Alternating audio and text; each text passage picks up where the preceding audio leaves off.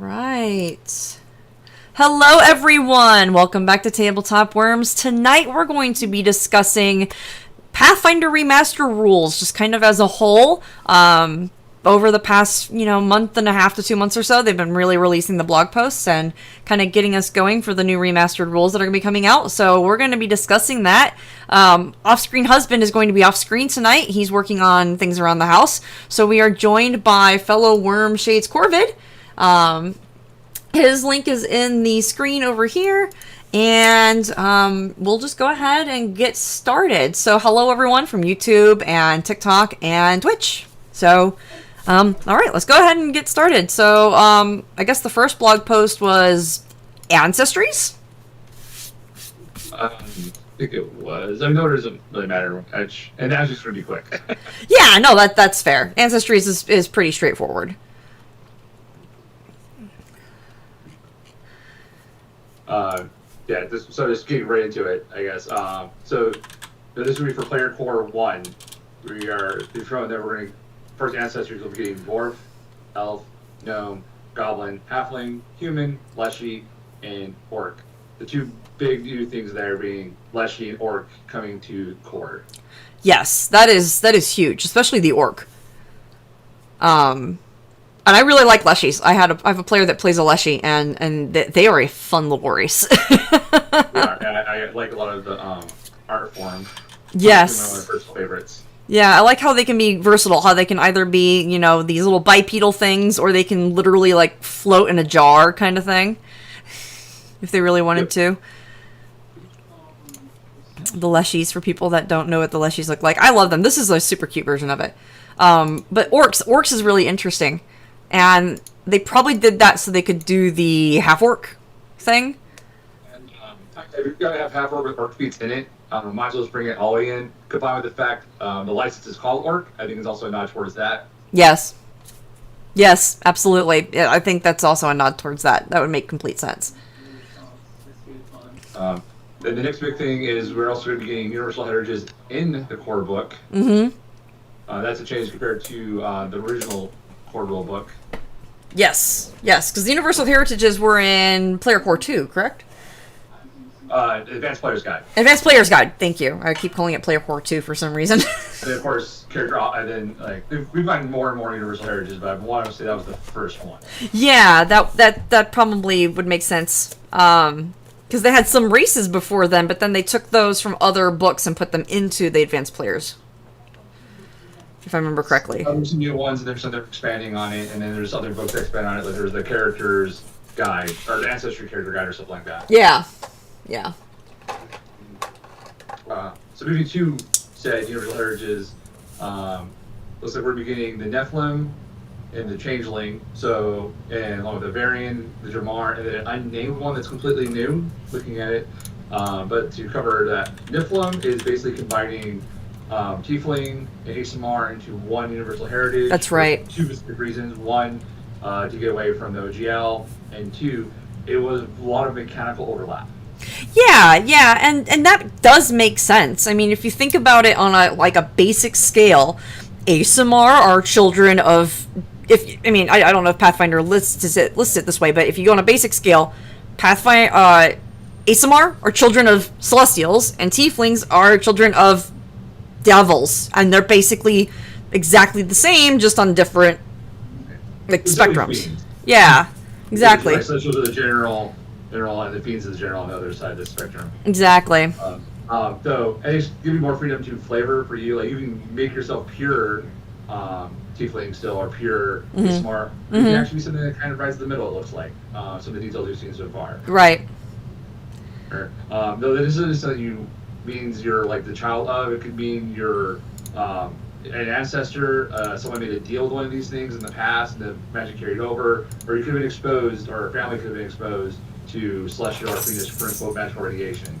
Right. Like the whirlwind for that one. Yes. Just for an example, and oddly enough, you can actually have a Leshy who's a Nephilim. A Leshy Nephilim is awesome. Wait, I will let you consider that.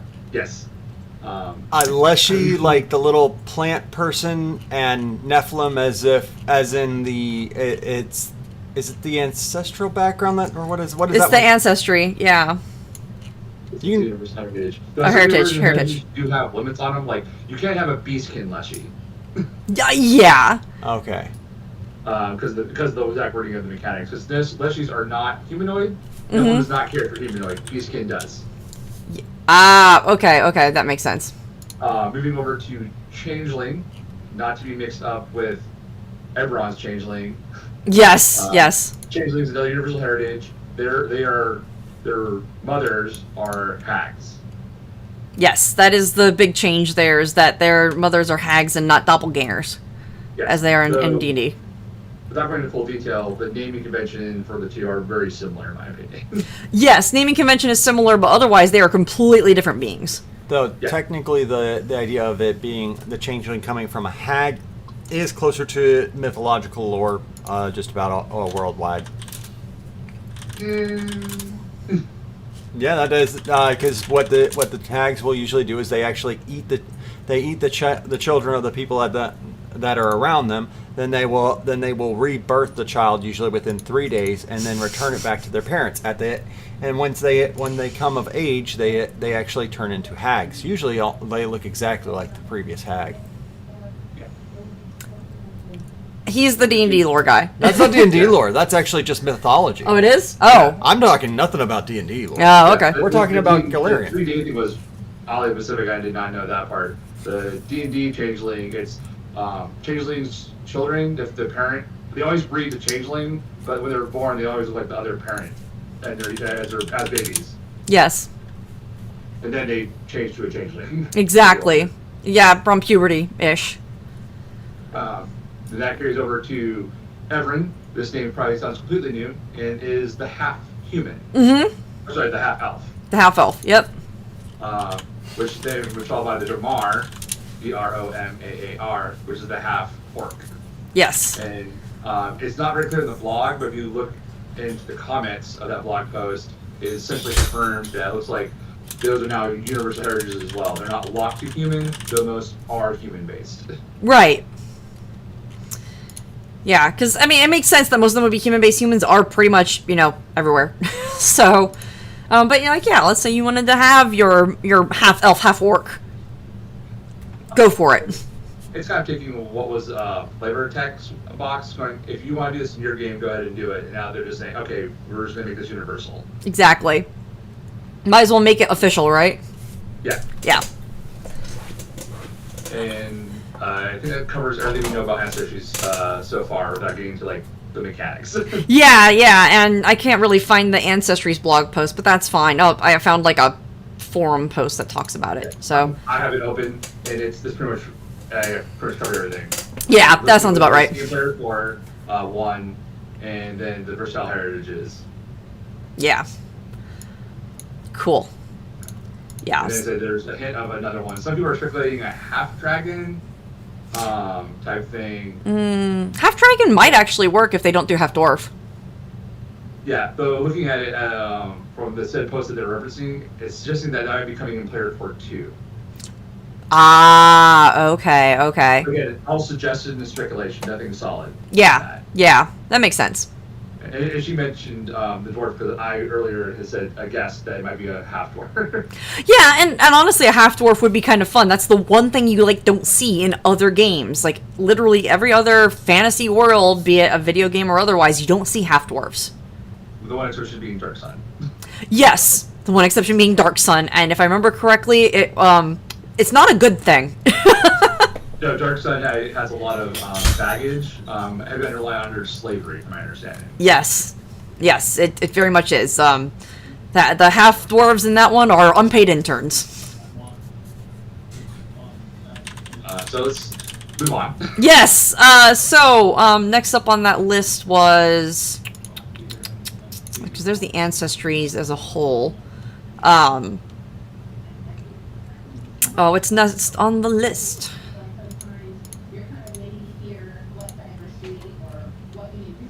Because they revised the spells a little bit, and then they talked about revising them even further.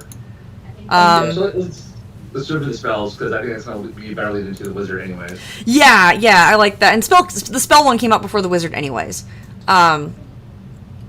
So they were... Light helping? Yes, thank you. So with spellcasting, they wanted to, as they say in the blog post, the spells were tied to OGL content very, very much so, and it's easy enough to do it, and I get it. I totally get it. And they had redundant traits, and there were lots of exceptions, and they wanted to give classes more freedom. And I thought that was, when I was reading this post, this more freedom was bar none the coolest bit about the entire thing, where classes can basically just have mastery in spellcasting, and it doesn't have to be primal or divine. It's just, I'm a really good spellcaster. I already have to have a high charisma to be a cleric bard, so why add another feature on top of it to make it harder? Two separate was from a different system. And when you do your class, you're proficient in your tradition, and if you multi-class to something else, you'd have to use that one, and now it's just you are proficient in casting magic, and this is your highest proficiency. Yeah. Which is different than 5e proficiency. Oh, yeah. Proficiencies in Pathfinder are not the same. They're same by name, and that's it. But your proficiency rank can go up as you level up. And Yeah. get higher bonus. Yeah, exactly. Spell levels have been replaced with the word rank. Yep. For less confusion. Here. Spell components are completely gone. One of the big things that components provided for Pathfinder 2, though, was interactions of manipulation traits and one other trait I can think of right now. I mean, sure, if you're familiar with PF2's catch mechanics, it's essentially the same in my opinion, except for the geo components got thrown out. There's really the only thing you had to worry about, and that was a rare exception when you had to even worry about that. Yeah, they mostly had it so that it would do the manipulate trait for your AOPs. Yeah, and you had to have a hand free for material components. Yeah. Except for every class had an exception to get around that for the most part, and it's the thing that we're referring to. Yeah. For the most part. Yeah. So they just nixed now it. The manipulate tag is just in the spell itself. If you have to worry about it, and about 90% of most spells do have to worry about it. Yeah, absolutely. I mean, I can only think of like 2 spells off the top of my head that don't. So. Yeah. I mean, and I would say generally speaking, if it has 2 actions, it probably has a manipulate trait first of all. Yeah, that's a good way of thinking about it. But, well, single action spells like shield are just verbal and don't have to worry about it. Exactly. In D&D, they're not verbal. You actually have to. It's verbal and somatic. So in Pathfinder, that's a little different. But hey, that means you can cast shield without having to, get the AOP. And I get why they did that. That makes sense. Now AOP is now changed to reactive strike. Okay. More shenanigans of the change. Yes, exactly. The more that I look at these changes, I actually wanted to ask you, do you think this is less of a 2.1 and more of like a 2.5? No.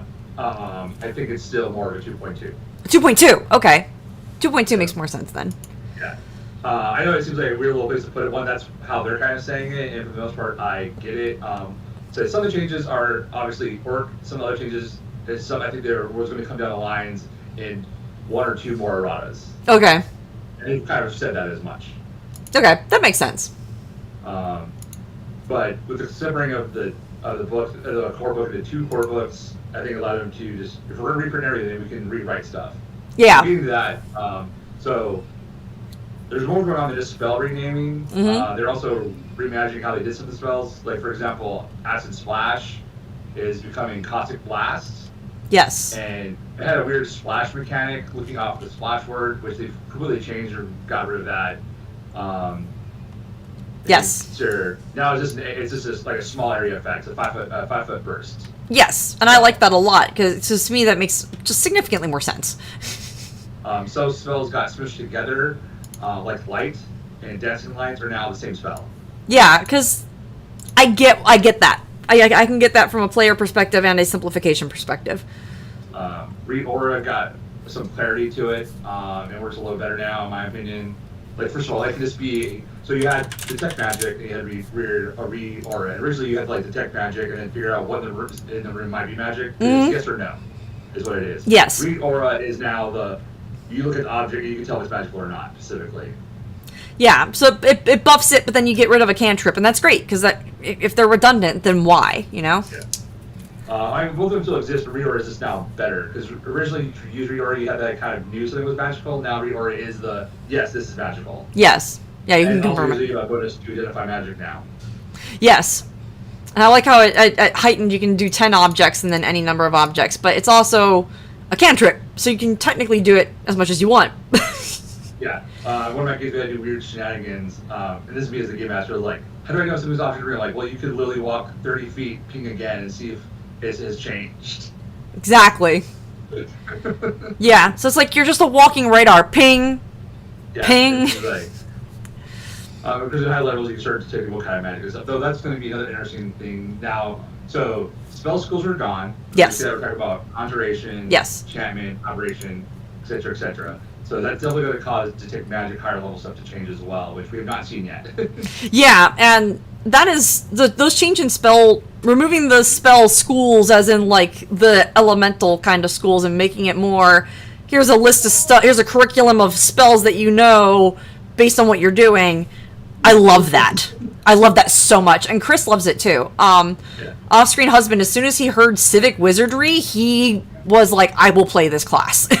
Well, before we get to that, I just want to talk about one more thing. Sure. Changes, and that's focus spells. Yes. For those not familiar, focus spells are more limited spells, so they're like kind of between cantrip and normal spell casting. Mm-hmm. And design-wise, the idea is that you would use the spell like once per combat. Yes. Okay. Sometimes more if you think you really needed it, and it'd probably be your opening number or a support type thing. Right. And big changes with that. So you get focus points, and that's what you need to cast these spells. That's what limits it. Mm-hmm. You only start off with one. There's kind of enough confusion on how to develop it. Some spells to gain it was unclear. Now they made it very simple. Every single time you gain a focus spell, you gain a focus point with a hard cap of 3. Yes. And it's very simple, plain language about it. It's not confusing or anything like that. Then another big change. So originally, to regain a focus point, you had to spend a focus point. Okay, so if you did have more than 3, you could only build up 1, because you couldn't get another one until you've spent it again. Yeah. They removed that wall and barrier from it, so now you can actually take like 30 minutes and regain all 3 of your focus points. That's really nice.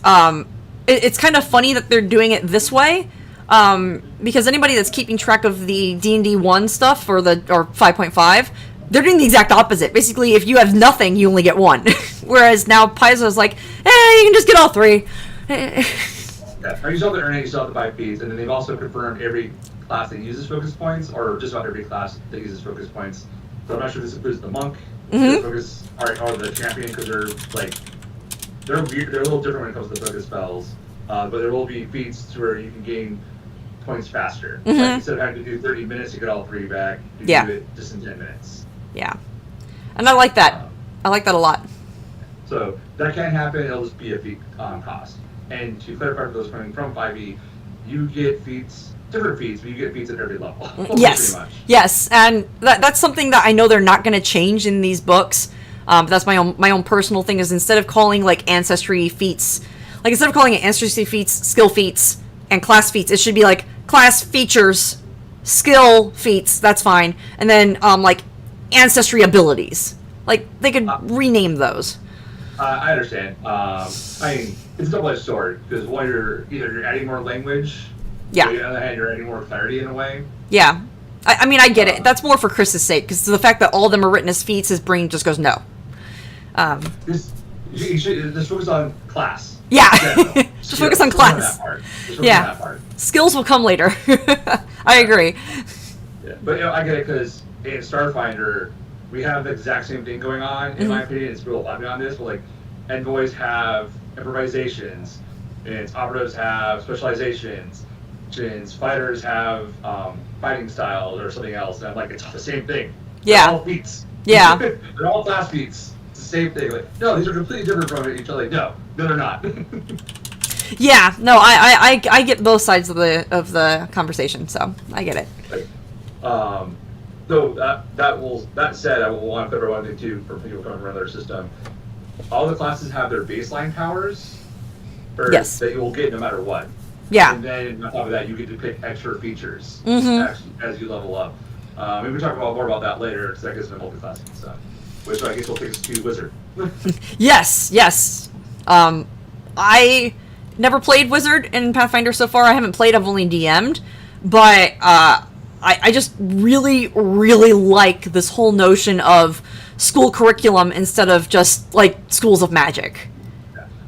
That's one thing they kind of showed us with the new wizard, and it's probably going to be the one really big change. Otherwise, they're probably going to be just like the book, I think, for the most part. I'm sure there's some other refinement or whatever. We do know they're getting simple. It's not in the blog post, but this is somewhere else. We do know they're now getting simple weapons. Oh, that's nice. Instead of just being these 5 weapons, Yeah. you get simple weapons. And that's fair. I mean, if it's a simple weapon, almost anyone can use it. So yeah, that makes sense. Yeah. So yes, going back to the schools. So instead of picking your conjuration school or whatever, like you said earlier, they are curriculums. Like that's the actual name for them, and they are themed.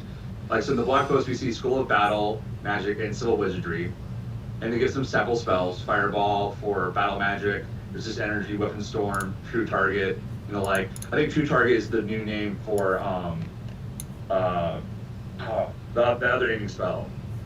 Oh gosh. 'Cause I know they don't have it in here. Oh, actually, True Target is a spell already. Like, I thought it was a rename or something else. It's the only time you get advantage in Pathfinder 2 is that spell. Yeah. Yeah. Oh, and previous edition was like you get a plus 20. Oh, It was Two called Strike. Two Strike originally. True Strike. Yes. Yeah, that makes more sense. So Yeah. obviously True Target's different. Then like Civil Wizardry gets Hydraulic Push for firefighting, Summon Construct, and Wall of Stone. Summon Construct would be like to help build stuff, I would presume. Yeah. Same thing, Wall of Stone for construction. Pinpoint and Water Walk for search and rescue, Earthquake and Disintegration for controlled demolitions. I like how they give examples of what these spells are for. Yeah, and the one argument that my husband makes for Fireball in School of Civic Wizardry is that he thinks that is a better spell for demolitions than Earthquake or Disintegrate. Because it's a literal explosion. And you can control those. But I'm sure you'll still be able to get Fireball. Control explosives. You can only control Fireball so much. Exactly. And even then, I think these are going to be basically, you're always going to have these, but you can still pick from a wizard list when you level up kind of thing. I think that's kind of what this is going for. Yeah, if it works like other spells have in the way that the school spells worked in the past, like these are the spells you get for free automatically. Right. Like level 1 you get this spell, level 2 you get this spell, and then you get your other gains. Yeah. Yeah. On top of that. Yeah. And stuff. And then those schools do have specific focus spells to themselves, which it gets mentioned in the blog post. Yes. An example of the School of Mentalism, where Charming Push now lost some of the tags it had previously. Yes. Which makes it essentially easier to use. Yes, actually. absolutely. Like I said, it doesn't have auditory linguistic traits, which means the interpreter does not have to hear you, and they do not have to speak the same language as you. Yes. And I love that. The theme, it fits the theme, and you can literally just look at something even. Because without the linguistic trait, I assume that means you can do it to even animals and just kind of go, hey, do my thing. I have to do the traits, but I'm not sure about that part. Yeah, I'm not sure about that part either, but that was the first thing I thought of, because... and that's probably just a D&D thing, because in D&D you have to have a language in order to charm people, and animals don't know languages, but if you remove the language trait, then you can do animals. Yeah. That's probably where that's coming from, but I still love that whole notion. It does make sense, but just making sure maybe we might take away from a different kind of similar spell. Exactly. Though apparently the Goblin-themed wizard school was rejected. A goblin-themed wizard school would be pretty fun, though. Yes. I mean, so the other really cool, interesting part about having curriculums, and these mentioned this before too, so they still on their radar, is so you have the curriculums that are going to be in core. Mm-hmm. Future books may present new curriculums. Exactly. Which means different gains, maybe different focus spells, or maybe different sharing. Another big change we do know coming to Wizard, and it's not really a change, but an expansion, is stuff that might have been in other classes that are now coming to the Wizard as well, if it makes sense. Yes. Like there's some mega spells that are coming to Wizard. That's going to be cool. Like Knowledge is Power. And this is not unheard of. A lot of the martial classes share a lot of feats with each other. Sometimes they might have different levels to them. Yeah. But like, but it's not what it is now. Reactive Strike. Every martial gains as an option eventually. Like it's usually a feat at higher level. One of the fighter feats at a level 1, and I doubt that's changing. Yeah. Although it might surprise us. And stuff. But I think that covers a lot of the bases. Yeah, I think that covers No, it. Wizard. One thing is, I know. I mean, so I watched the live, and with that, we saw some other curriculum titles. Okay. And sure, there was the Runic, which I think is a very meta, magic focused type idea. I like that. And then I think there was a Manaology one. Mm-hmm. I have no idea what to speculate from that. Yes. At all. And there were some other ones. Like, we made a list somewhere, but some of them are like, you can only figure out so much just from the name. Exactly. But I still think that's great. And one of the things that has been brought up is the ability to homebrew with this, because they previously said in the post that they were frustrated because they couldn't give wizards extra, essentially subclasses, because they were limited in what schools they already had. But now they can go, oh, well, we can just give you a curriculum, and now it just blows the whole door wide open. And it's going to be real interesting to see just the kind of stuff people come up with, like a school of alchemy. And that would kind of get on the toes of, I think it's the alchemists themselves. But, the way the curriculum works, I don't think it really makes sense. oh, fair. The curriculum's spells and stuff, and alchemy is completely removed from magic now. Point. So maybe not alchemy, but like, I don't know, school of politics, and it's all charm spells. Yeah, and varying on the mentalist. Yeah, exactly.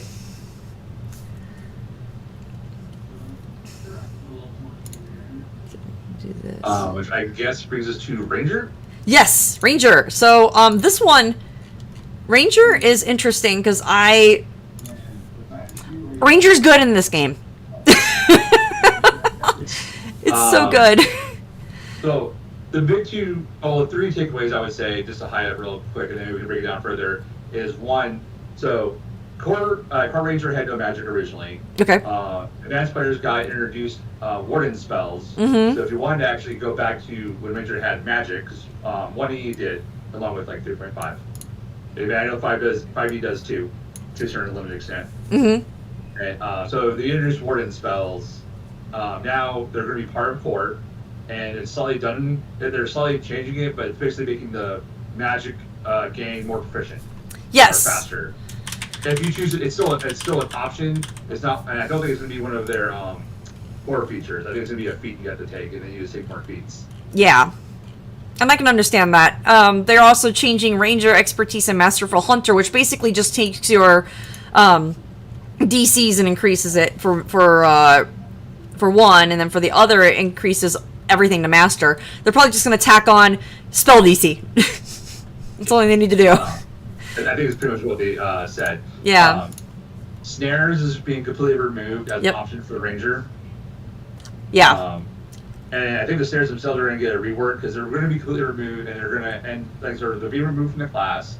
But they've also confirmed snares will be come back in Pathfinder 4.2 under the snare archetype.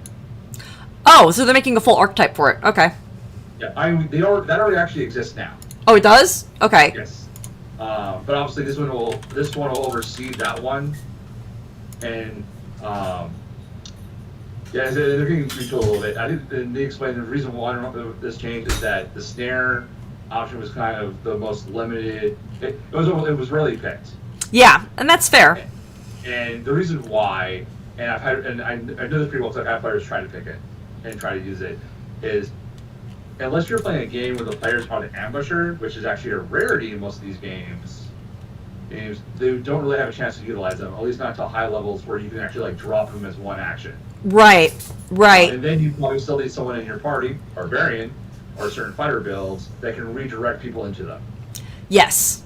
I kind of encountered that in the beginner's box. So for those of you that have not played the Pathfinder 3 or Pathfinder's beginner box, there is a battle on the first floor. It's the main boss battle of the first floor, and you have a kobold that lays down snares. And the first time I played it, I didn't realize that a snare was a 3 action. I played it as a 1 action. So she was able to set down 3 at once.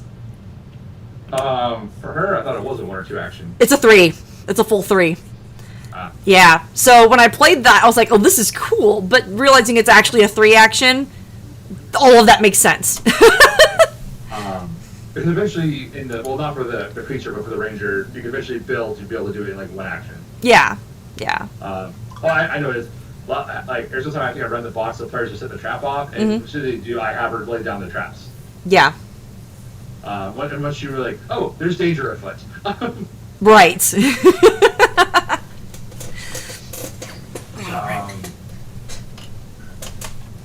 that actually brings us to an item.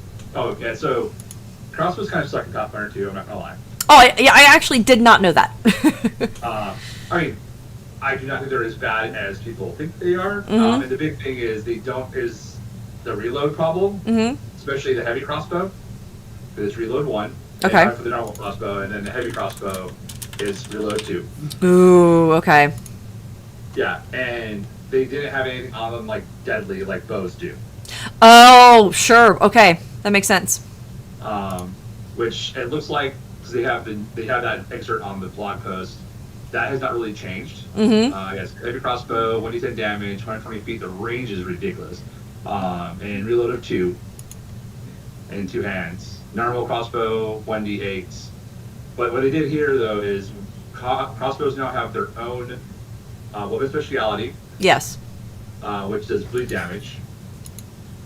And instead of sharing the same group as crossbows, or the same group as bows do, though you can get that feature back via a rune. Yes. So you can double that up, apparently. And then, so the ranger was the road to, if you wanted to be really good at crossbows, rangers had a path to it. Right. And now it's a path without the feet tax. Yeah. One way if you tack on like precision damage with one of the like base abilities, the hunting ability, it can get pretty ridiculous actually, even with the action economy. So the solution they've somewhat presented here is there's now going to be a martial crossbow in core rulebook. Yes. Though martial crossbows aren't completely new. They're actually introduced in Guns and Gears.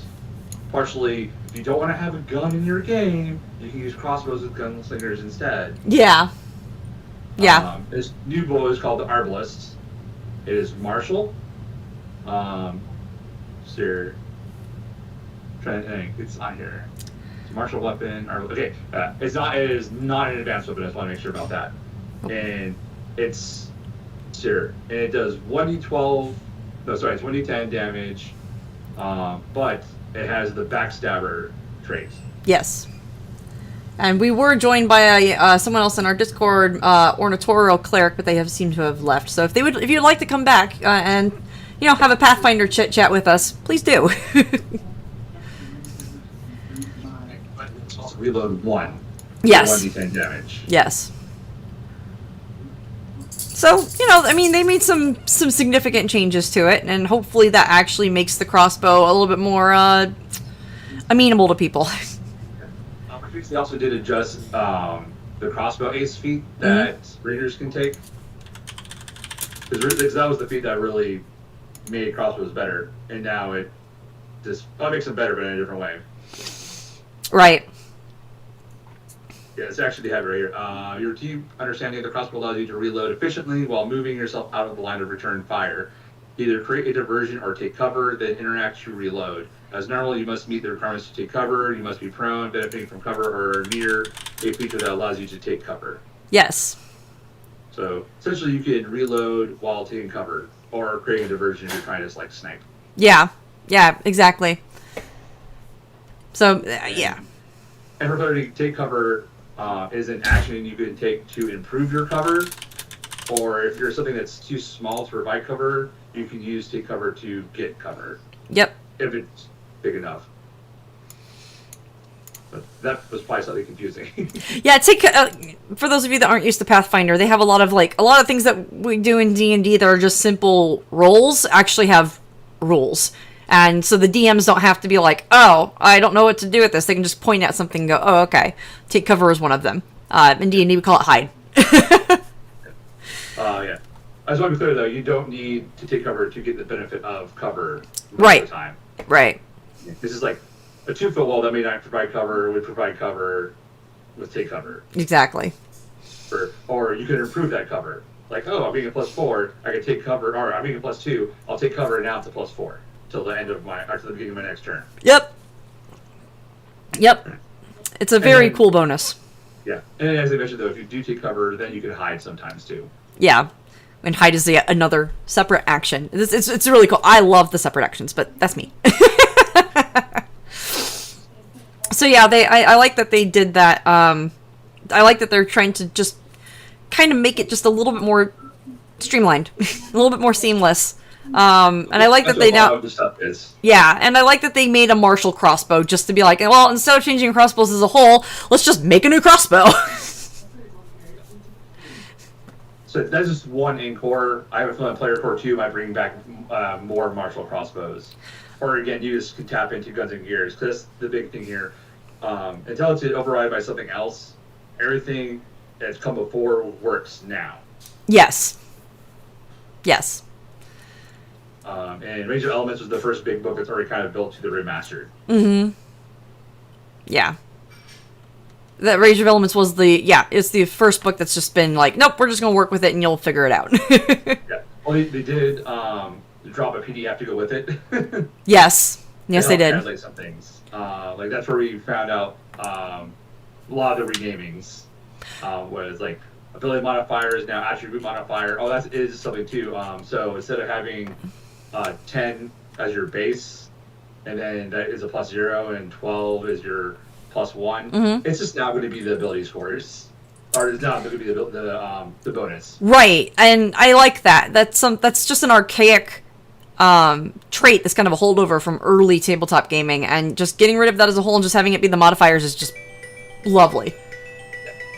Doing this with the renames are going to be interesting, though, because I know we're all going to mess up for a little bit. Oh, yeah. I mean, adjusting is always going to take a little bit, but, I mean, especially when you're adjusting with the big change, which is the alignment shift. Removal of alignment. That's gonna shift a lot of people, because I've seen people argue with me whether alignment is, as I lovingly put it, bullshit or not. Yeah. Like, this, like, some of the mechanics of it are pretty tossed, but like the spirit's still there. And one thing they're going to do, they talked about this, is so right now, if you go to the cleric, you're going to see, I'm going to mispronounce these, edicts and apathies. And edicts are like the things you need to do, and apathies are things you shouldn't do. Yes. And these are like core values. They're going to expand. They're going to expand on those. Right. Period. I will be right back. I've let the dogs out. Okay. How much am I talking about? Go, hurry, before it rains. Come on, go. That's funny.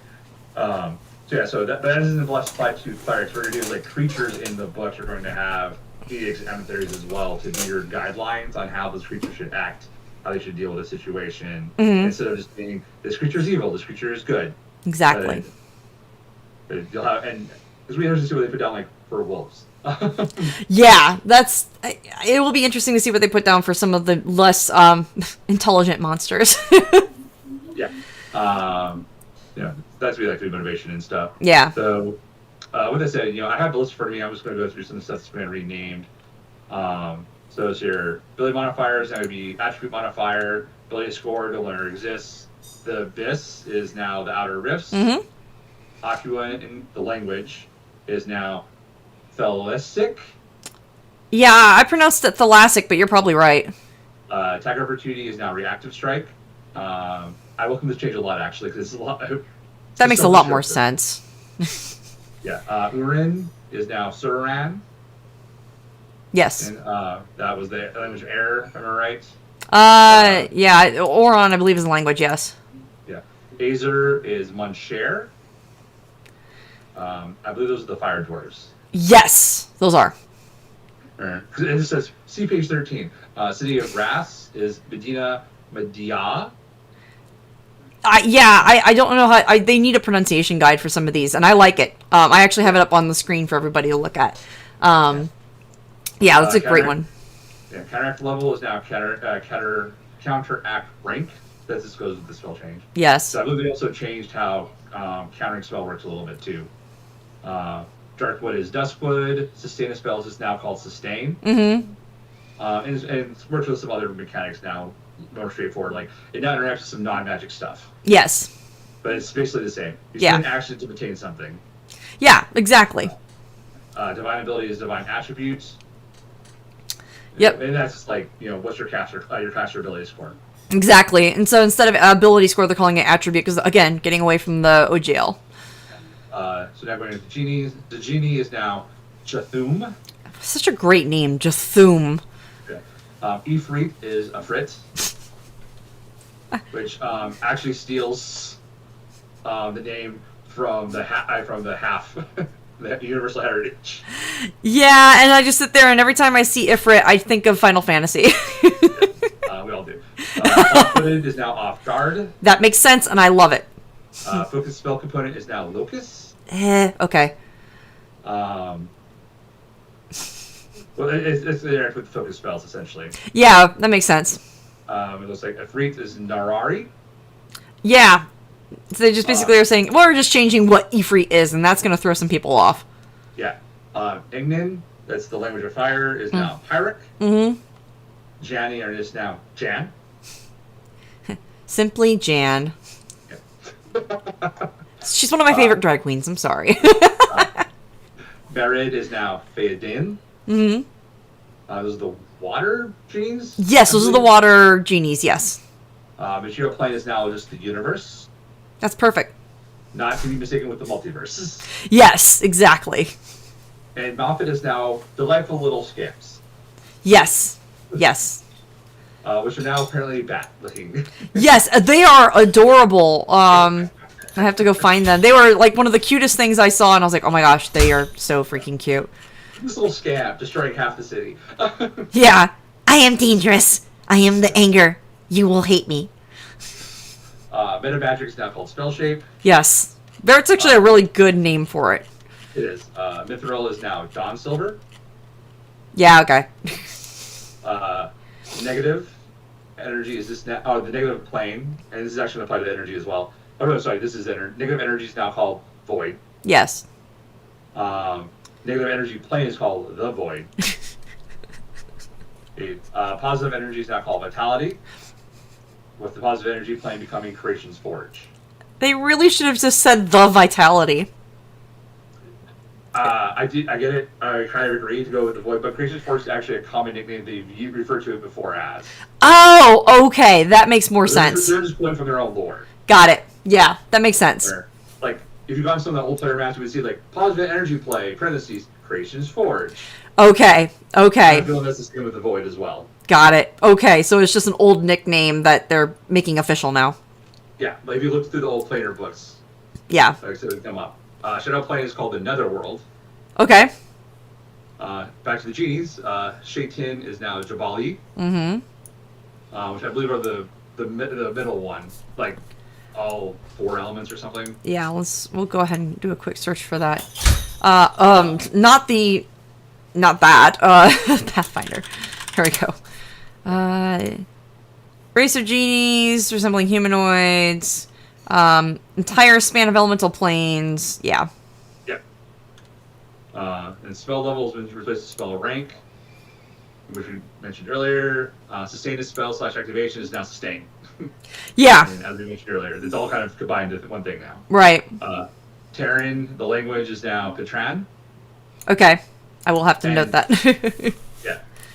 And tools are simply referred to as toolkits now. That seems the oddest one out, but it must have really been a weird thing there. Yeah, a set of tools you can wear are called toolkits to make it more clear which items are eligible to be worn. Okay, no, yeah. Once I read that makes sense now. Yeah. So, like, tools are kind of individual, toolkits are worn things. And so, to clarify that. Yeah, exactly. One of the first erratas that we got was wearing tools. Really? Yeah, well, because first we had the bandolier. Oh. The bandolier could have so many things on it, and then you could have pockets. Mm-hmm. And they just got rid of that weirdness to a certain extent, to where you can wear up to 3 bulk of tools. Okay. And the significance of that, if you're wearing the tool, you can draw the tools as part of using the action. Okay. Otherwise, it would cost you an action to draw whatever you would need. This may usually interact with thievery checks on trying to disable and unlock stuff. Alchemists trying to use quick alchemy. Snares trying to do quick snare stuff. Things like that. Yeah. Yeah, no, that makes sense.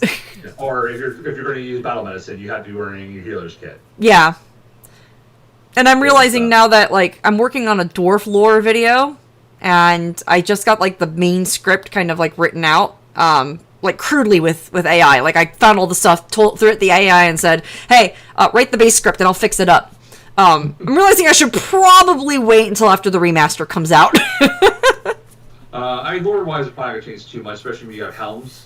The helms book you refer to. Yeah, it's just that if they're changing the word Terran, because their languages are similar, their language is similar to Terran, what else are they going to change? In terms of naming. I think Dorn speaks Dwarven. Yeah, they do. They do. Wait, you're gonna wait on the dwarf? So I could be wrong. I might have to, because there might be some terms that they change that might go out of date by the time I post it. Yeah, but then there's a reason for you to make an updated video. Fair. There's no reason to delay on something when When I'm already got the script ready, basically. Yeah.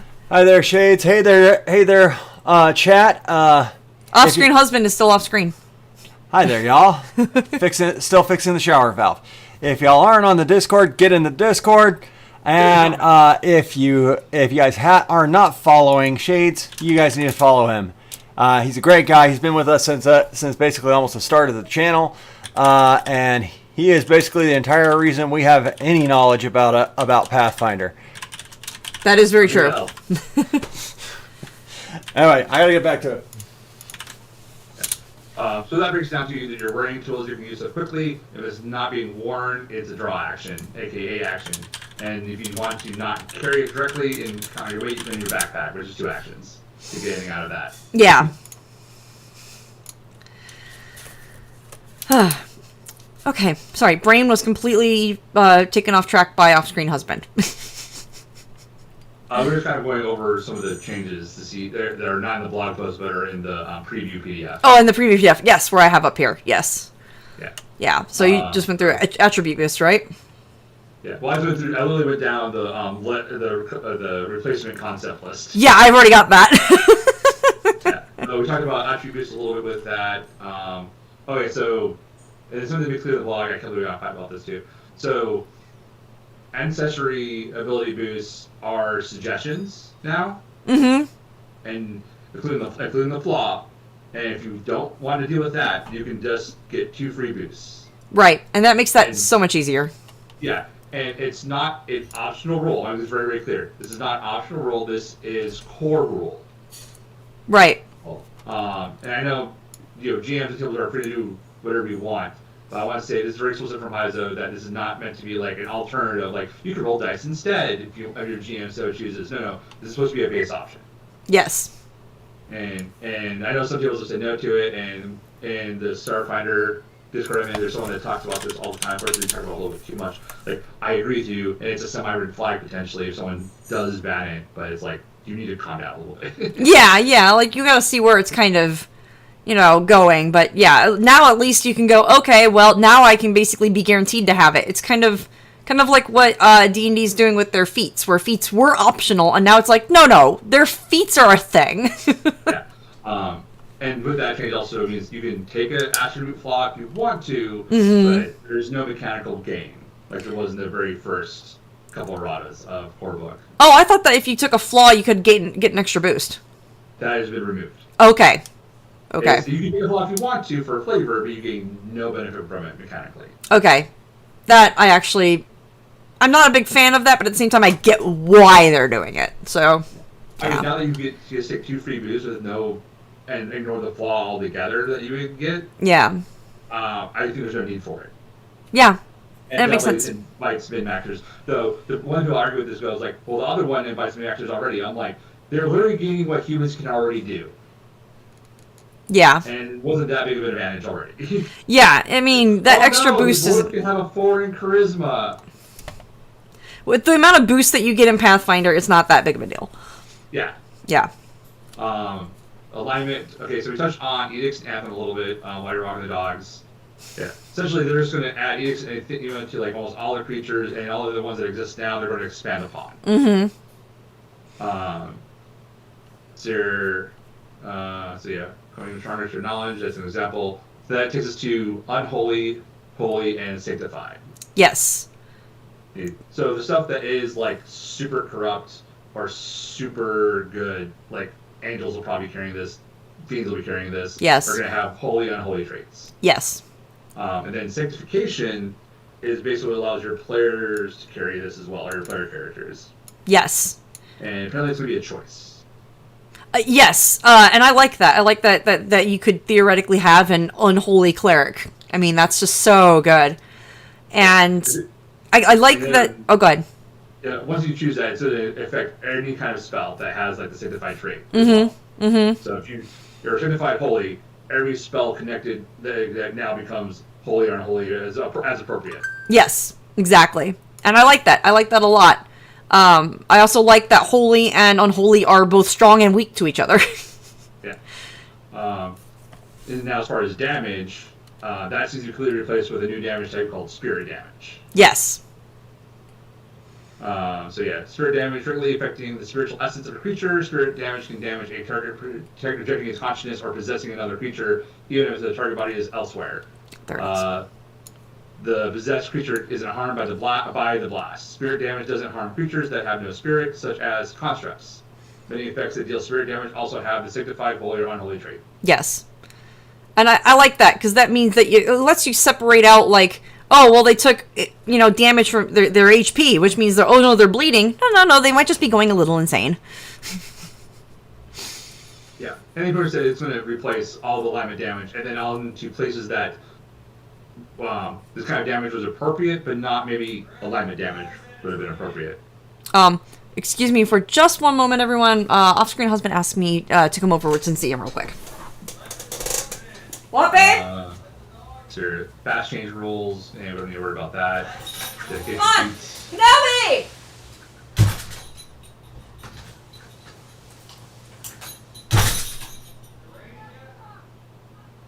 Okay, so there's a change coming to dedication feats. Okay, so this goes into multi-classing. They're inside. Okay. Okay.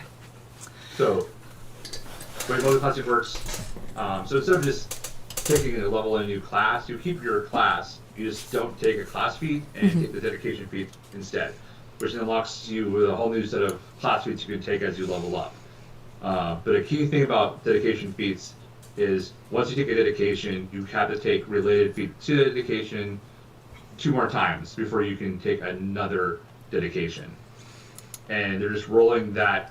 So every single dedication feat said, or every single dedication, or archetype dedication said, you cannot take any other dedication feats until you've taken 2 feats related to this. Mm-hmm. That rule is now just being folded into the dedication trait. Yeah, and that makes more sense, because that way you don't have to find the rule anywhere else. It's right there. Well, it's also they don't have to repeat or reprint it. Yeah. Which I'm sure adds up, because you had these 4 words used over and over and over and over again. Mm-hmm. And, like, I bet you in the Advanced Player's Guide, which has a huge section of archetypes, they probably could publish 1 more archetype. Yeah. With that change. Yeah. No, it makes complete sense that they would do that. This is going to make some people excited. Druids will no longer have an anathema against metal. This is huge. I never understood this in the first place. I did. For simplification, yeah. For me, it was more along the lines of, I studied astrology a lot when I was a kid because, emo. And it wasn't just Greek, it was Chinese as well. So to me, metal was considered an element. Yeah, and I think it might be also part of it too, because TNN is about to make a huge step. TNN is always part of the thing, but they're making their focus a lot more on the rest of the world. And to translate TN, TN is Galaron's Asia, Yes. and China. Yeah. And that would mean that theoretically their druids would be able to do metal because metal is an element in the Chinese astrology. So. Yeah. And I think Razor Elements have brought some like metal primal spells into their list. Otherwise, that was probably usually more of an arcane type thing. Yeah.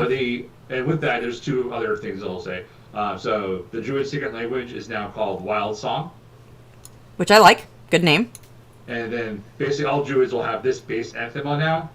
Despoil natural anathema. And so things do not do. Despoil natural places. Consume more natural resources than you require to live comfortably. Teach the Wild Song to non-Druids. That's funny. Teach wild song to non-druids is a no-no. It's been that's classic druid though. That's old school druid. Oh, it is? Okay, okay. Yeah, that's a thing back in advanced D&D. Yeah. Oh, that's an AD&D. Okay, that's like. Yeah, maybe even further. Because I stepped in during AD&D days. Okay, okay. I could start on some weird bullshit on that, but that's for another video. Fair. Just, I mean, that shows everyone where your background is. My background is 5e. Literally 5e and video games. That's where all of mine comes from. So I have these weird, like, World of Warcraft kind of touches to things that I see. So, yeah. Then, yeah, because when you take druid, you also pick a specific, it's not a school. Circle. Oh, they call it circles in D&D. Yeah, you call it circles. It's something different, obviously. I mean, if they did call it circles, they would have called it something else because of the whole OGL bullshit. Yes. Which adds other enthema too, but it gets you other benefits. Yeah. Like the animal one, it gets you the companion. Wild gets you shapeshifting. Plant gets you a good berry and a lushy. And Leshy is Leshy. No one takes that one.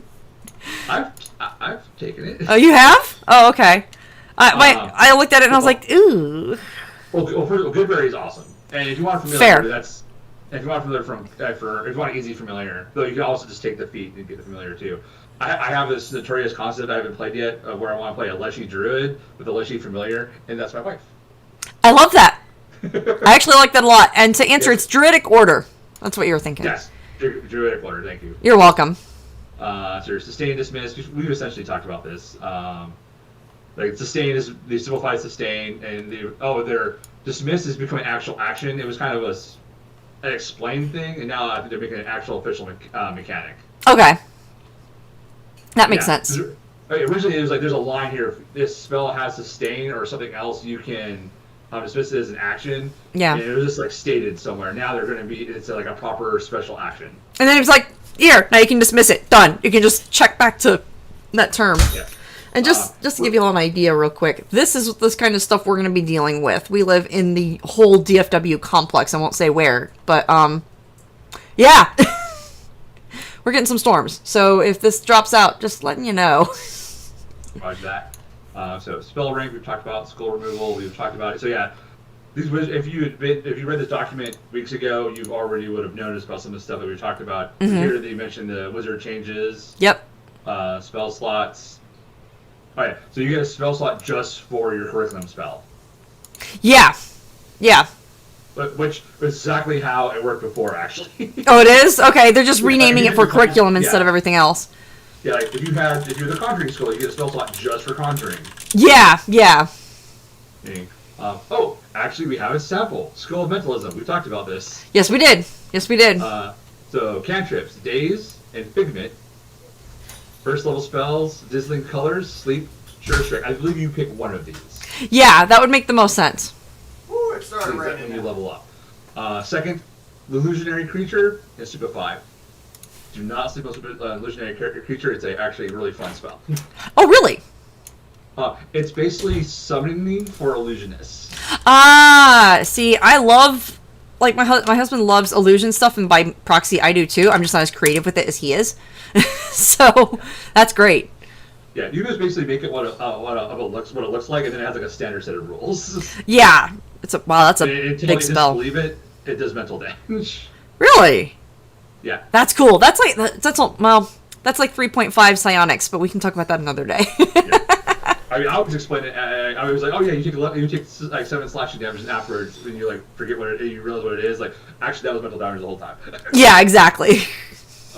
So if you might need if you have a resistance, you might have to add some damage. Mm-hmm. Dream message, mind reading, 4th level nightmare, vision of death. Yep. 5th hallucination, illusionary scene. 6th level nevermind. I love that name for a spell. Phantasmal calamity. Ugh.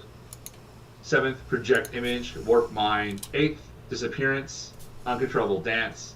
9th phantasmagoria. Phantasmagoria? You can buy down in Louisiana. What? What's the name of the spell? Phantasmagoria. Like, is it a cocktail I can buy? Does it It sounds like It sounds like the name of a fear of phantasms. Oh yeah, it's probably like, here's not just one phantasm, it's an entire gang. Yeah, exactly. And school spells. So this is where school spells would be your focus spells. Mm-hmm. Initial being Charming Push, which we talked about earlier, and Advanced being Invisibility Cloak. Yeah. I'm not sure what that is. Yeah, like Nevermind isn't a spell either. I'm curious what that is. Yeah. So this is like a preview list. Yeah. Focus spells, I think we covered all the changes this talks about already. Yes. We have. Then it talks about the new formatting that we're going to see on spells, like Concentrate Tag, Manipulate Tag, are just going to be on there now, so they're suggested. Prediction, I think, is a new tag that's we're seeing on this Augury spell. Yes. Oh, but I'm not 100% sure. Prediction. Let's see here. No, this is a current trait. Okay. I mean, I probably haven't run into it yet in my stuff. Most predictions are divinations. That makes sense. Yeah. So prediction would probably just be whenever there was a deviation school, would probably just be prediction now. Yeah, and that makes sense. Yeah. I'm not going to go through all these. No, there's just too many in here, and they might change a little bit before it actually gets released. Yeah. The one thing I will mention is that, like Blazing Bolt, I know is replacing Reduce Flame. Okay. You know, so because it's no, that's a different one. Firebolt. Ignite. Oh, Ignite. That's the one. Which is it on here? Oh, it's Scorching Ray. This would be the equivalent of Scorching Ray. Yeah, probably. Yeah, because it's 1 to 3. Yeah. So Ignition, 2 action, cantrip. This is the change you're talking about. They don't get ability score damage anymore. Yeah. You snap your fingers and you point at a target, which begins to smolder. Make a spell attack roll against the target's AC, dealing 2d4 fire damage on a hit. The target is within your melee reach. You can choose to make the melee attack with a flame instead of a ranged spell attack, which increases all the spell's damage to d6s. That's new. And pulling a page from the Psychic. Okay. Now, I'm curious if we're going to be seeing a lot of that. I mean, is the newest class, right? That's the one from Rage of Elements, right? No, that's Kineticist. That's Kineticist. Okay. Psychic's in Dark Archive. Okay. So it's still one of the newer-ish classes, and yes, it's like the last 3 or 4. Yeah, so it's probably one of those where they go, "This is a great idea. Let's tack it on," and hey, go for it. Yeah. So a lot of spell names are getting changed, but there probably might be getting mechanical changes too. In fact, they're probably going to get some mechanical changes or refinements. Yeah. Like I know Shocking Grasp is now replaced by Thunder Strike, which is a ranged spell that does electric damage and sonic. Yes. And if I remember, now is sonic like thunder damage in D&D, where if someone can hear, it's okay. Yeah. Yeah, 100% the same thing. 100% the same thing. Okay.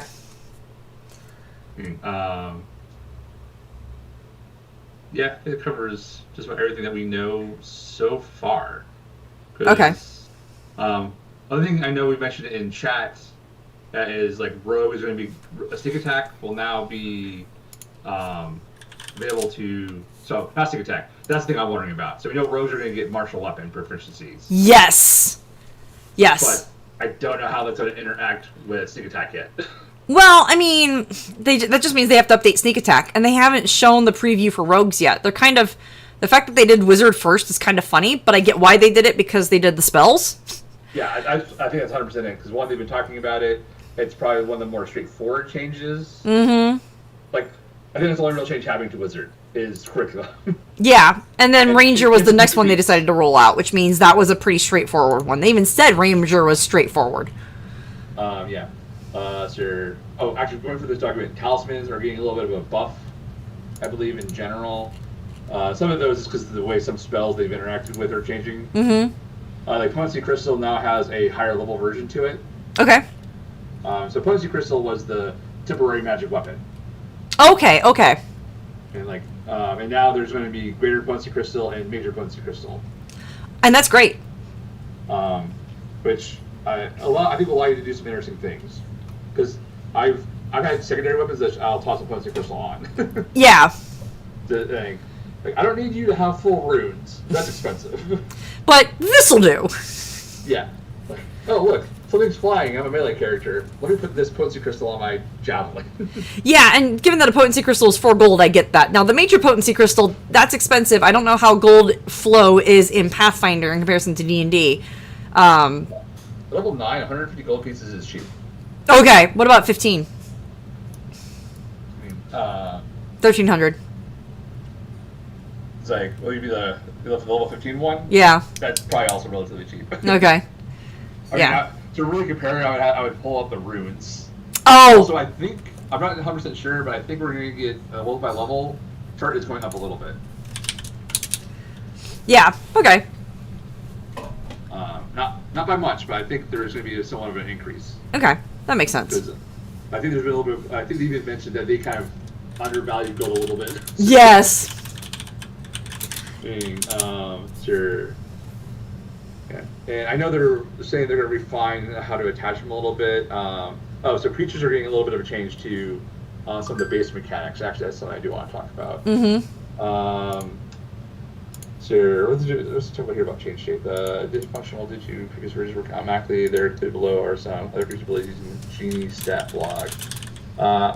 Change shape. I don't worry about that. It's not the thing I want to talk about. This is what I want to talk about. So a very standard combat or creature mechanic you would see is grab, knock down, and push. Mm-hmm. It's a very common mistake. Everyone messes up a little bit when they're first learning. So everyone presumes. So the way you're going to see grab is you're going to see a creature's attack, and then it's going to say grab Okay. on it. Okay. A lot of people presume that it means it automatically grab things. And that's not what happens. Right. It meant that if you made a successful attack, you can take an action to do an automatic grab. Okay. Or trip. Or, Okay. Knockback, or which is push. Mm-hmm. Or shove. Sorry, the mechanic was called shove.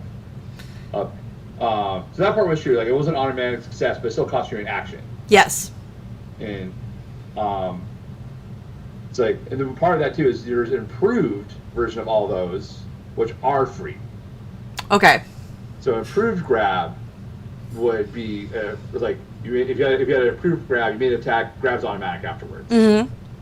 But moving that aside, it's no longer automatic. You still have to take an action to grab. But the basically the automatic was undermining certain classes' abilities. Okay. That makes sense. So now the creature still has to make the attempt, but they're not affected by map. Yeah. So the wolf who had grab originally would, if it made a successful attack, it could automatically grab you. Or no, sorry, they had knockdown, so they could automatically trip you. Yeah. Which was good for the rest of the pack. Right. Okay. Now they still had to make an athletics check Yes. to try to knock you down. Yes. So that's that one here. They will be affected by map. Yeah. Okay, so that won't be affected by map. Okay, and for those of you that don't know, map is the multi-attack penalty. Yeah. So yeah, if you attack more than once, you get a -5 and then a -10. And there's ways to reduce that. That's the basic mechanic. So now the wolf could grab you, the wolf could attack you, and make a grab without taking -5. Yes. Or -10 if it was like their last action. Mm-hmm. And then this applies to grab and applies to push. And I like that. I like that because like it makes sense for those because it's not really you're not really attacking as much as you are interacting. Yeah. So I like the removal of map for that. Yeah. The push also will list a distance of how far back something is pushed. I think that's new. If push lists the distance, change the distance the creature is pushed on a success to that distance. Yeah. Yeah. And then wave sense, that's just tremor sense. Yeah. And then they go over kind of all the monsters, the big ones that they kind of changed up. And I think are in range of elements as well, so... Yeah. So that is interesting to grab about that little detail. So this is one specific to the grab. Once they have you grappled, they can use the grab to maintain it for free. Okay.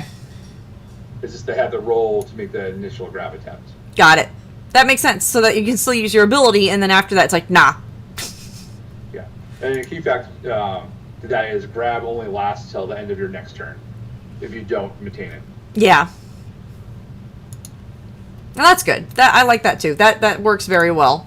Because that means you can't just be grabbing and then just doing anything else.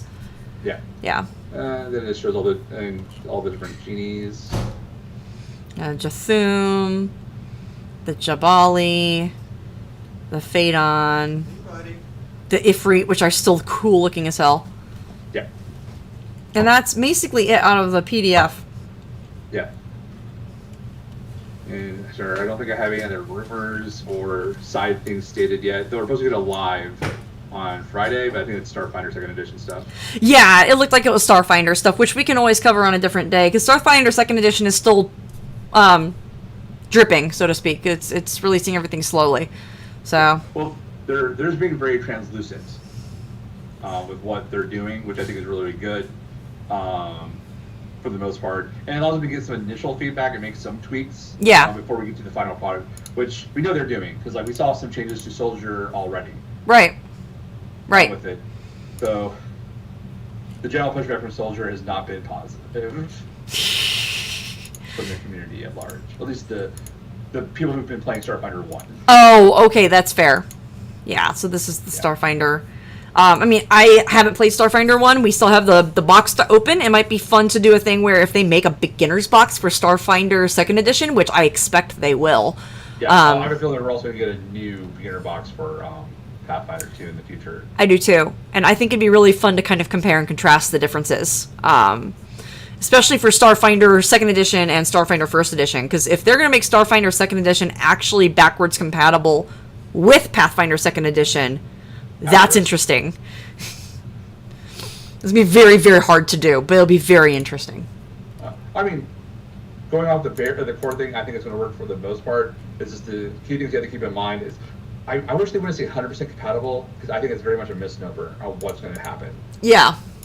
And this is something you've already said, the meta state, and so I think a lot of 2nd Edition people, like 2nd Edition community looking at the Starfinder stuff, is coming in with weird glasses on. I think that's why they made this statement. They made it very, very clear that they have different meta states. And that will be affecting rule decisions. Yes. And creatures will probably be easier to drop in than classes. Yes. Yes. And ancestries you're going to have to look twice at. Yeah, that's kind of what I got from the interview that we had with one of the Starfinder devs at Gen Con. It's that the creatures you can kind of plop in. Ancestries, probably. But the range is going to be bigger for Starfinder. Starfinder's working at a range of hundreds to thousands of feet, whereas Pathfinder is 100 feet and less, 120 and less. Yeah, well, because they're making their base assumption in Starfinder is everything has a ranged weapon, even your casters. Yes. Which they jokingly call cast a spell that you cast gun. Exactly.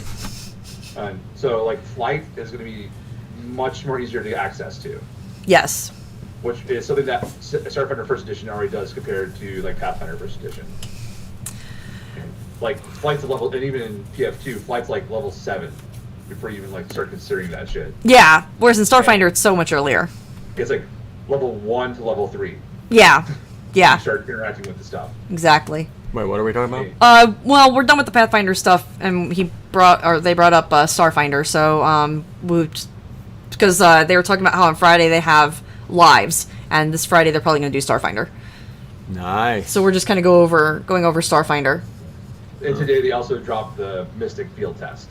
Yeah, I just saw that. I actually just pulled that up. I saw that while I was in lab today, and I was like, well, okay.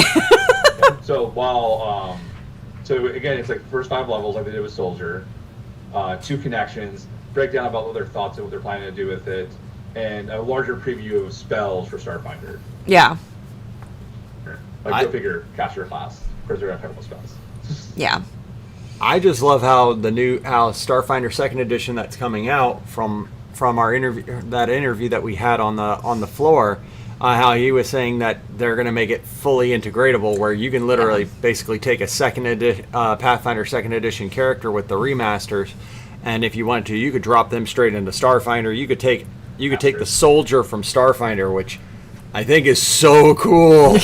and just drop them right into a Pathfinder game. Yeah, And we were just talking about that. Cool. The big difference is the range. yeah, but they even have he said that they were working with a way to reduce the ranges on it, Oh. and how you can calculate those back down if you want to have that character, but have it in Pathfinder. Everything is going to be more a game for the snipers to play around with. Yeah. And everything has to be caveated and stuff. Like it's like, and even they say like the soldier, you're not producing the soldier with an area attack weapon in Pathfinder, which doesn't exist in Pathfinder. Right. The soldier loses like its core identity, which that core identity is what's pissing off the Starfighter community actually. Oh, okay. What was the so the area of effect thing is the current identity for soldier, or is it the Starfinder second edition version? Second edition. Okay. Okay, so I know they're trying to avoid this stuff, but so soldier first edition is fighter in space. Okay. Okay. The big thing that separates it is fighting styles, but otherwise it's very open. Like you can focus in melee, you can focus in range, you can focus in heavy weapons, you can focus in not heavy weapons, you can focus in AoE. Mm-hmm. Very open, but very martial. Yes. Well, Starfighter second edition, you are wielding an area effect weapon, or you are losing out on class features, like core class features. Okay. I can see where some people would be upset with that. I can see it, but also just the idea of having it. It's kind of like how the Ranger in Pathfinder. Well, I mean, you have to use either some kind of ranged weapon, whether it be a thrown weapon. No, not for Pathfinder. Ranger can 100% be melee. Yep. Really, for some reason I thought it had to be have a multi weapon option. Yeah. Spells. There's Ranger. Yeah, Rangers are like almost a master of weapons, but they don't get all the masteries and things like that. Yeah. They're more focused weapon compared to a fighter. Mm-hmm. Mm-hmm. Yeah. So So they won't get legendary. Fighter gets legendary. Yeah. And they also have a teensy bit of spells, and that's something that we were talking about earlier, that they're incorporating the spells into the Ranger because they weren't incorporated in the original player score. Yeah. So they're still optional. They're an optional path. Yeah. So, from when we were the integration more seamless. For me, when we were looking at playing that Starfinder game with you, you told me the soldier was the fighter in space, and so I hadn't looked at the Starfinder second edition one. I just thought, okay, fighter. I know fighter from Pathfinder. I've looked at fighter and barbarian, and I've looked more into barbarian, and I really like barbarian. I really like Pathfinder's barbarian. Yeah, so much better. Yeah, so much better. It is 100%. I remember I was like making comments on TikTok one time about stuff, and like mentioned someone made a pin. I'm like, I want that, but I need 10 I need 10 things, not 6. Or something like that, and like you get 10 rounds. Like no, you get to range 10 times. Like no, I can range as many times as I want. I just get 10 rounds for each time. Yeah, the range. What? Yeah, people freak out when you say that, and I'm like, how is that not the same thing in as a barbarian in 5th edition? It doesn't make sense to me. Because the amount of times you can rage is less than 3.5, if I remember correctly. It's been a while, but I think you had more rages in Barbarian 3.5. Probably. I'll look for it here. To get more and stuff. But yeah, no, and that's the same thing in PF1. It's like, oh, you can just rage. The only thing is like you have to wait a minute between rages. Yeah, and so that's if it drops you out of range in combat, you're not going back into rage. once Yeah. per encounter in 3rd edition. Yeah, once per encounter. See, I was like, there is something. I'm like, that was one of the things that was a. And then at 1st level, he can use his rage ability once per day, and at 4th level, he can use it every 4 levels thereafter. So it's worse in 3.5. But that's one of the things. Like, if people are going to play a barbarian at my table, I actually would not be upset if they came up to me and go, "Can I use Pathfinder's rage mechanic to so I can rage more often?" The other thing too is you don't have to worry about, did you attack? Did you take damage? Yeah. Yeah. But apparently you can now bonus action sustain. Yeah. Exactly, because barbarians don't do a lot with their bonus actions. Do that in the first place, though. It's like. Yeah, it's dumb. It's really dumb. So the caveat is, once you are raging, you're not stopping Exactly. until the combat is over or something drops you. Exactly. But in general, when are you wanting to stop your rage? Yeah. So they do, like, the one exception is, like, there's a feat which I just had a player use in the last game where you can end your rage early to add your number of rounds left to the damage. Oh, okay, that's a good reason to do it. I would be up for that. For that and flat. The drawback is fatigue. Ooh. Yeah. Yeah. But they use it for pretty good effect, especially when they roll the crit. yeah, and then you're dropping that. That's Yeah, still it might was be. like on round 4. They were fighting a basilisk, Yeah. and they had already stoned a person, and they were already slowed 1. Like they were going to be stoned next. Oh boy. Yeah, it was still standing. I survive. I will survive. Yeah, he's like, did I kill it? I'm like, sadly no. And guess what? Big afford save. I'm good at those. Yeah, oh, he held it off for so long. For so long. But this is the sheer number of odds. All the hero points were used that day. Oh my gosh. All the hero points were used that day. Oh gosh, that's sad. So, Shades, what other things are you hoping to see as changes for the remaster?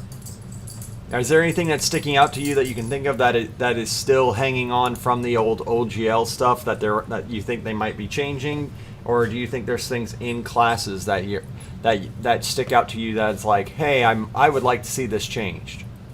I'm really not sure. I try to trust Paizo for a lot of the stuff and everything. I mean, one thing I mentioned, like, I can't wait to see rogues. I'm curious how the martial expansion to rogues weapon options is going to affect sneak attack. I'm hoping they just make it work with everything, because that's how it worked in PF1.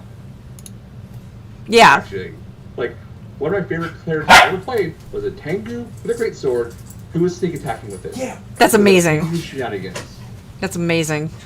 And the only shenanigan it was, if you're a Tengu, you're proficient in all swords. Oh, okay. Okay. Because normally a rogue is not proficient in greatsword. Yes, absolutely. They would not.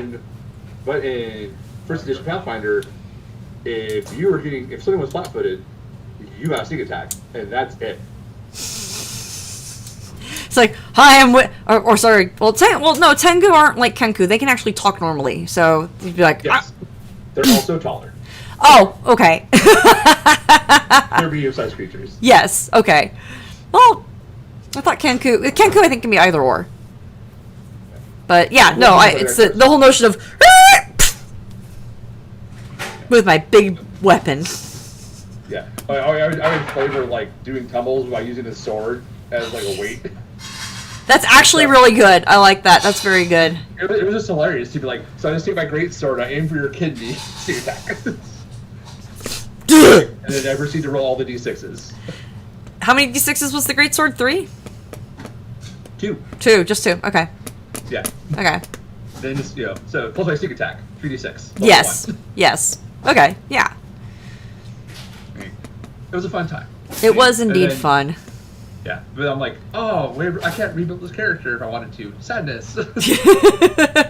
You might be able to soon. We'll see how they change that, because you're right. That makes it very interesting if they can suddenly have martial weapons. But then, what's the point if you can't do sneak attack? Yeah, I mean, that's one thing that surprised me in second edition period was when they kind of reverted back to 3.5. So I'm pretty sure that was the 3.5 rule. It had to be finesse or agile or yes, the same thing. Yeah. So yeah, I'm hoping for that. I think that's the one big thing. Despite rogue being like my favorite class, I've yet to play a rogue. I'm kind of in the same boat. I haven't played a rogue since I first played D&D, and I love rogues in D&D, but I've been playing cleric more. I've done 2 barbarians, and now my bard, and I'm always doing test builds. Oh, okay. And I did builds. We've all seen this, but I've yet to I said to my players, if this bard dies, I hope he doesn't, because I love my bard. It's the drag queen one. Ah, yes. Yeah, I'm going to build the most typical rogue ever.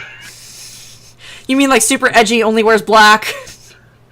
Yeah, I was more like that mechanically. Like, I'm going to take all the stuff that made rogue in first edition. I'm going to take the trap finder. I'm going to be about disabling stuff. Oh boy. Just like, I'm gonna pull Classic out the bag. Yeah, let's go edgy. Let's do the eyeliner too.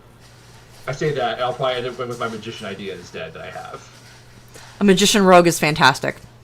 But when I say magician rogue, I want to clarify. I'm not talking about using magic, because you can. There is like 3 paths for magic rogue. No, I thought you meant like about magic tricks. left hand, and I throw cards at people. Yeah.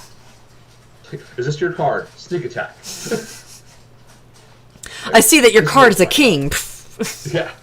Part of it though too is there is an item called cantrip decks. So that's how I will do magic. I will use cantrip decks. Which it's a card that allows you to do a level 1 cantrip.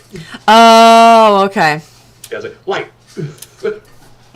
Light. Like, I will sell myself as doing magic.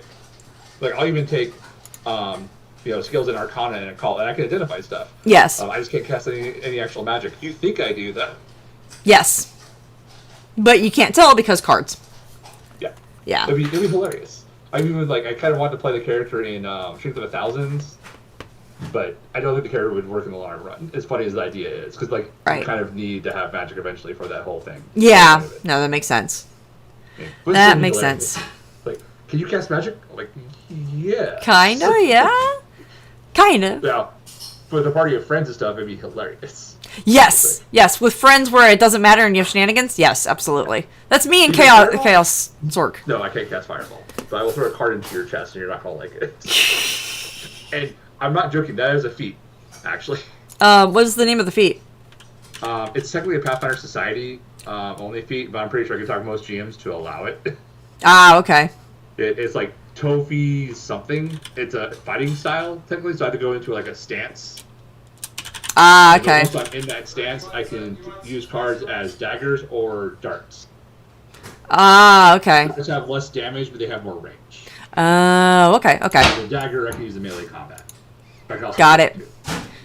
Baby, you said what? That, it allows you to put runes onto your deck of cards. Oh, that's cool. So they can scale. And you can recover the cards as long as you find them within a minute after the battle is over. Oh, that's cool. I like that. Yeah, but only the basic stuff. Like, you can't throw fire into the cards or whatever, but you can get your opponent seeing your strike. It's a game of 52 card pickup. That's actually a thing, too. Love this. I'm not even kidding. So, I want to say there's like 3 deck-related feats. And one of them is you literally do a shuffle and toss all the cards, probably not your weapon cards, and you disappear. That's amazing. Thing. And it's not magical. You just basically do a smoke bomb, but it's cards. Oh, that's fantastic. And you had to do I think you had to take the dart card feat before you could take that one. Okay. And I want to say there's a third one, but I can't think of what it does. And so I'd just be Gambit. I carry 13 cards on me. That's fantastic. One is very important, and I throw it at people, and one is for distractions. Yeah. And then I go buy another one.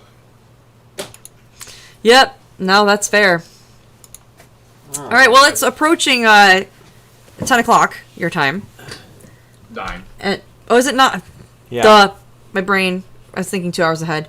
And we've covered pretty much everything, so I think we can go ahead and probably call it for the night. Yep. Unless someone posted a question somewhere. Yeah, no, I don't see any questions anywhere. Just kind of people coming in to say hi and all that stuff. So Danny, what's old is new again. Yeah, Danny's one of my TikTok guys. So yeah, that was actually a really good coverage of what we have so far. When do the books drop? Do you know? So Player Core 1, Player and GM Core 2 will be dropping in November. November, okay. Yeah, next month. Next month. Oh, wow, those are coming quick.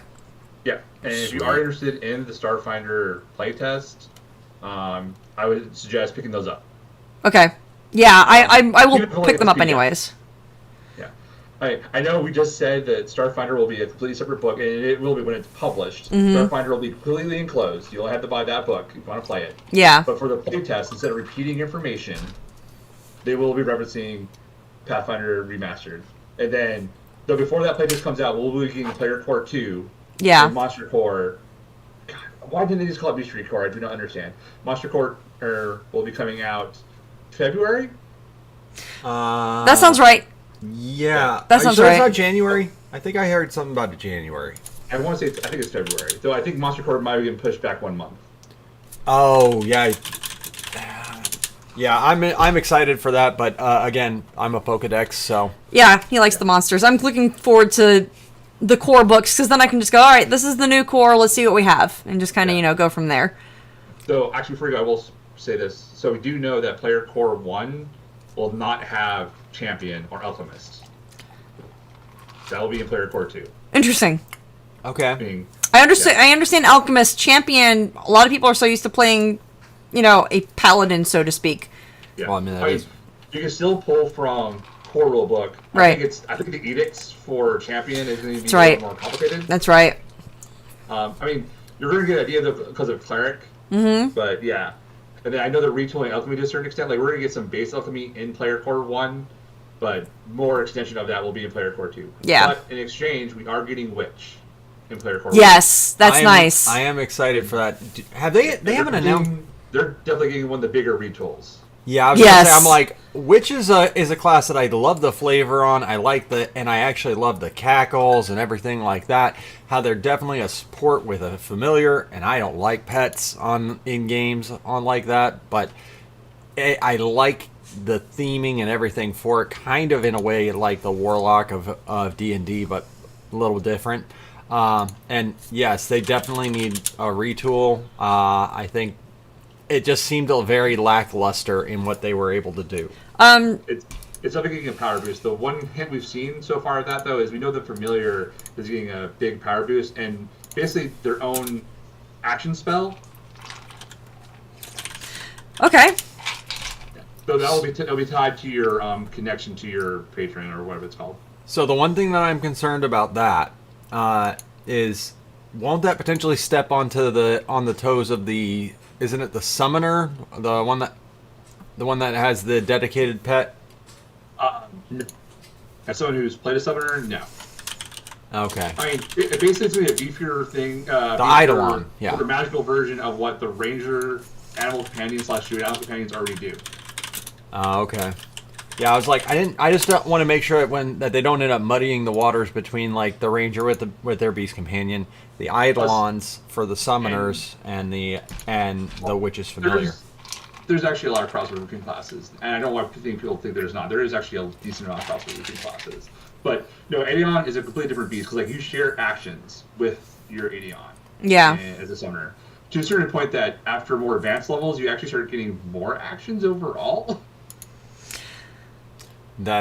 I have not read into that one because that one wasn't in the starter kit. Hell, Yeah, no, Barbarian wasn't in it, but I wanted it. Not a beginner class in any way, shape, or form. Yeah, I did not know this. So apparently Barbarian is in Player Core 2 as well. Yes. Okay. Interesting. I think it's worth you've given us a list of what classes we're seeing. Yeah. I just know Champion and Alchemist are not on that list. That it's been moved to Player Core 2. Yeah, Alchemist, Barbarian, Champion, Investigator, Monk, Oracle, Sorcerer, Swashbuckler are going to be in Player Core 2. Monk and Barbarian are interesting. I thought I heard something about them, like the core ability of the Swashbuckler is going to be kind of divvied out into something else. For some reason I heard something around that.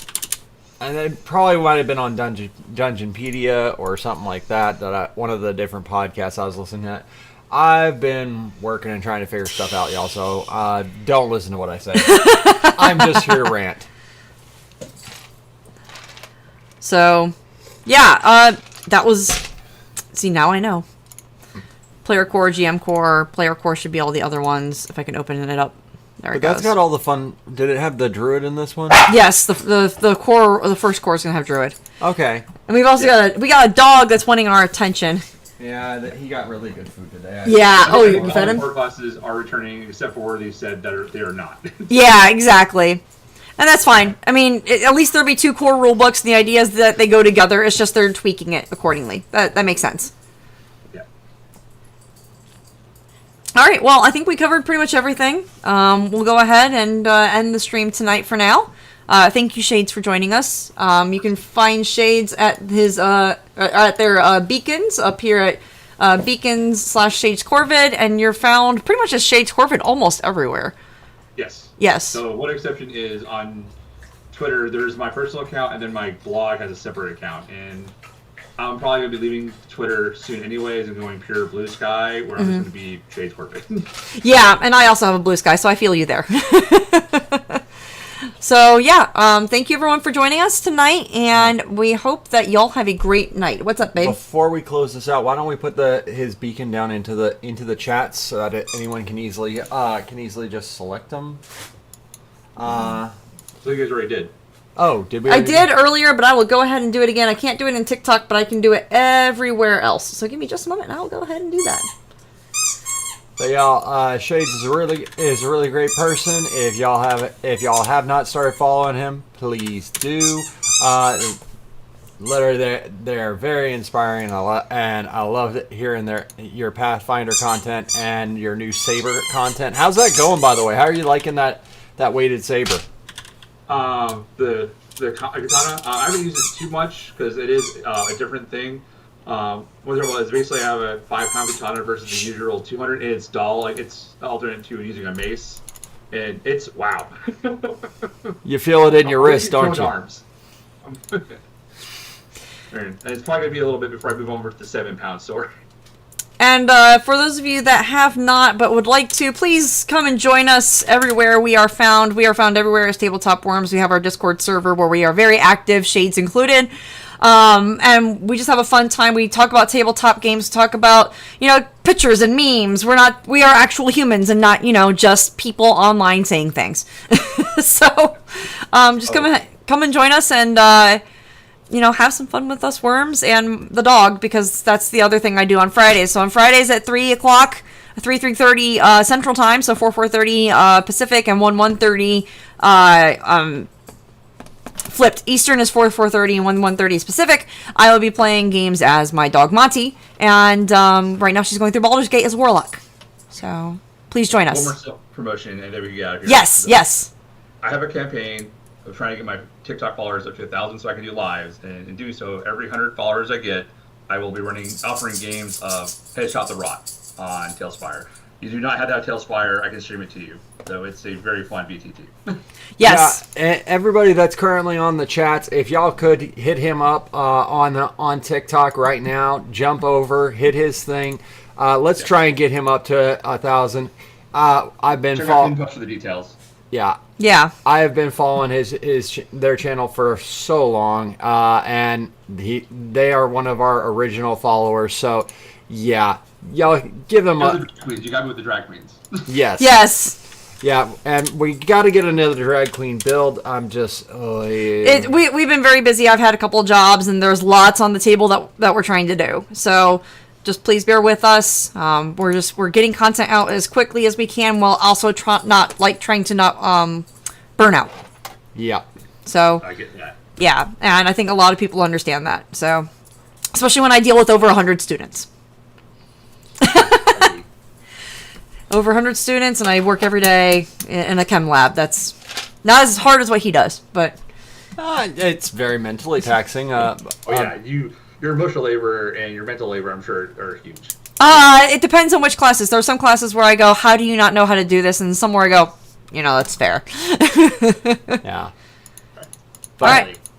Good night. Yes. Y'all have a good night. Everyone have a great night. May your days be fabulous and full of friends. Fabulous and full of friends. Goodbye, friendos. Go raid Shades Corvid's TikTok.